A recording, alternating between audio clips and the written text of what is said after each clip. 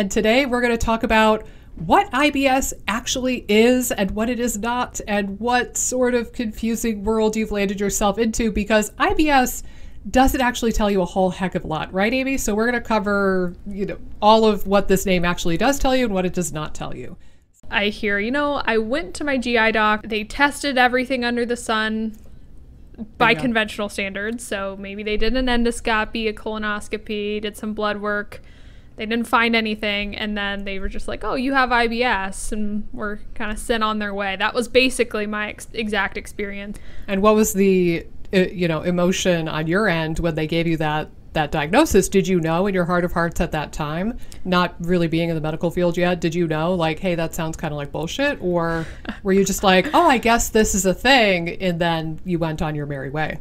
Again, because I was an analyst working a job where my whole in life at that time revolved around solving really complex issues, like, didn't necessarily accept the diagnosis right away, but I could totally see why someone would be like, oh, I guess I just have IBS. I'm going to have to figure out a way to manage this.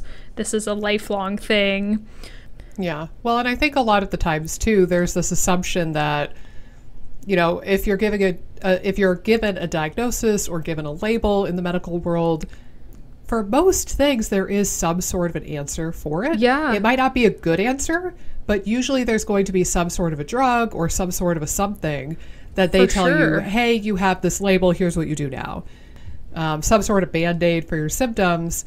But that's always the hope, is that a label will lead to action. And I find that that's often lacking with people who get IBS as a diagnosis, is it's just like, okay, later. And then I feel like if you're continuing to pester the GI doc, continuing to have issues, they might go to the more medicine route. But when it comes to the IBS diagnosis, it's just such a hard world to work through. If you're just sticking the conventional route, there aren't that many options opened up to you, and that's a really big shame. I think that GI doctors are frustrated by IBS because I think on some level those individual doctors know that it is a bullshit diagnosis and that it's not really giving a lot of hope or answers.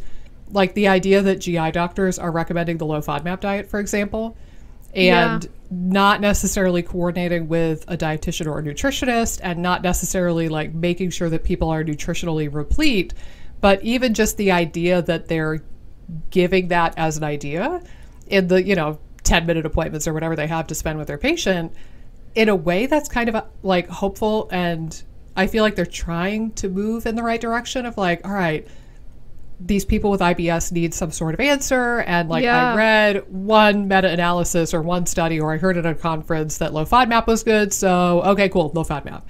And that's not the best way to go about it. There needs to be some degree of supervision and check-in and making sure that, again, you're not deficient in something and that you're reintroducing foods appropriately, because the typical GI route doesn't have a ton to offer. I know a lot of my clients are like, I hate my GI doctors, blah, blah, blah. Yeah. And I think, again, they're trying the best. I mean, they're in a system has a lot of issues. Broken. Yeah, exactly. And they're not really taught lifestyle strategies. So they have a lot of limited, what's the word I'm looking for? Limited strategies that they can utilize. And if they're not really versed in a lot of the lifestyle practices, they can't really help.